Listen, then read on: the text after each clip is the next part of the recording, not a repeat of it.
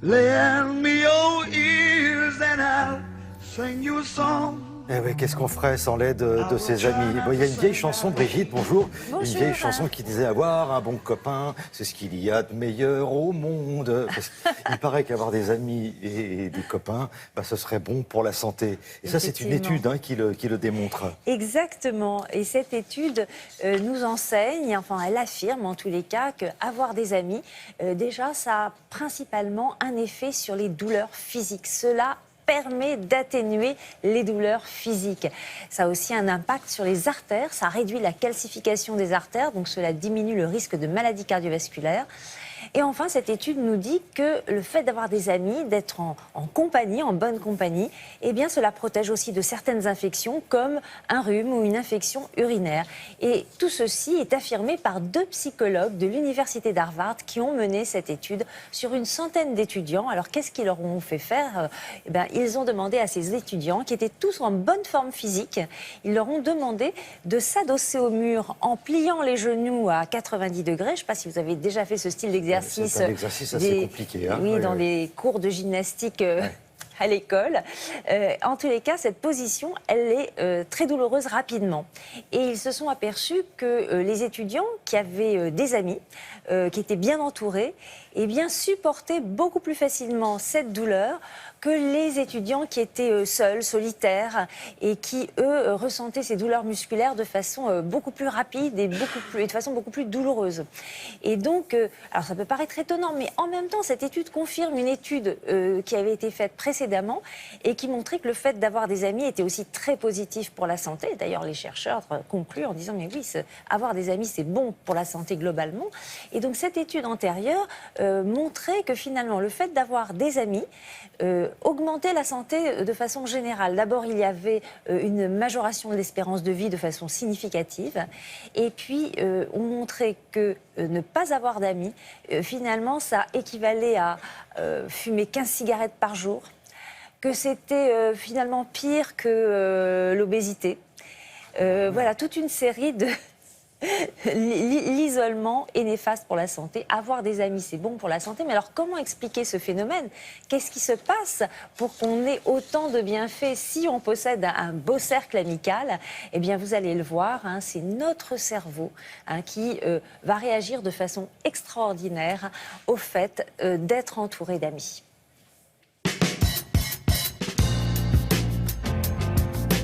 Le fait d'avoir des amis, ça va créer un bon orage neurobiologique. Toutes les bonnes molécules, toutes les molécules de la bonne humeur vont se libérer.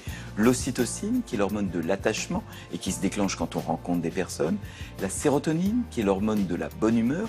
Et les endorphines, qui sont des morphines que notre cerveau fabrique quand nous vivons des situations agréables.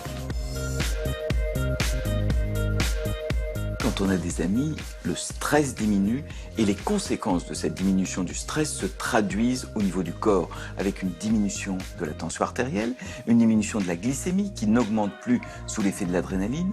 On prend moins de poids, souvent les fringales sont liées au stress. Et chez les personnes qui ont des douleurs chroniques, des douleurs gênantes, quand ils rencontrent des amis, ils vont moins avoir besoin d'antalgiques puisque la rencontre des amis fait fabriquer des endorphines.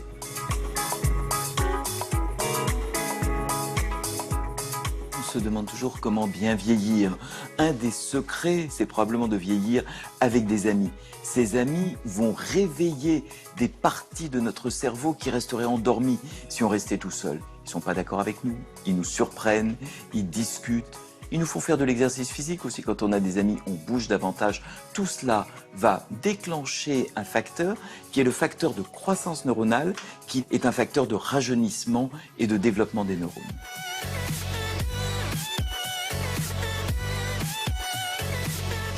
Une des choses les plus simples pour augmenter son espérance de vie et sa qualité de vie, c'est certainement l'amitié. L'amitié, c'est vraiment un médicament naturel qui va diminuer toutes les hormones du stress, qui va augmenter toutes les molécules de la bonne humeur. Et puis quand on est isolé, on va avoir plus de risques, par exemple, de maladies cardiovasculaires, de tout ce qui est lié aux excès de noradrénaline. Et puis, les amis nous donnent, en plus de tous ces effets neurobiologiques très objectifs, une leçon de vie considérable. la gratitude, le fait de ne pas être dans l'hostilité, dans l'isolement, mais de se sentir redevable auprès des autres, ça, on vient de le découvrir, c'est un des secrets et de la santé et de la longévité. Alors qu'est-ce qu'on fait, Brigitte, avec les amitiés, on va dire, virtuelles? C'est très en vogue hein, en ce moment. Très à la mode, effectivement, d'avoir énormément d'amis sur les réseaux sociaux. Alors, est-ce que c'est bon pour la santé? Alors, il ne faut pas critiquer tout le temps les réseaux sociaux et les amitiés virtuelles. Si ces amitiés débouchent un jour sur une vraie amitié, avec une présence physique, avec des vraies discussions, avec des rencontres, des activités qu'on fait ensemble, bien sûr, ça va être bon pour la santé. Si l'amitié ne reste que virtuel et qu'il n'y a pas justement ce contact, ces discussions, ces activités qu'on fait ensemble, s'il n'y a pas ce déclenchement dans le cerveau de toutes ces bonnes hormones dont on a parlé dans le reportage, non, dans l'amitié virtuelle, elle ne sera pas spécialement bénéfique pour la santé. Il n'y aura pas ce petit plus. L'exercice que vous avez proposé tout à l'heure, vous le faites là pendant 1 minute et demie. Là, vous vous adossez contre un mur. Oui. 1 minute et demie tout seul et 1 minute et demie avec des amis qui vous soutiennent. Mais c'est exactement que... l'étude qui a été faite par ces psychologues d'Harvard et on tient beaucoup plus quand on a des amis et quand on fait des exercices ensemble. Mais si vous faites un jogging, c'est la même chose. Vous allez courir beaucoup plus longtemps si vous avez des amis à côté de vous qui vont faire le même jogging que si vous courez tout seul. C'est une question aussi de... Voilà, le support, l'entraînement et tout ça est positif. La transition est toute trouvée, Brigitte, puisque Grégoire Tournon est prêt à se livrer à ce petit exercice et on va le soutenir. Ah oui, il va le faire. C'est parti. Allez.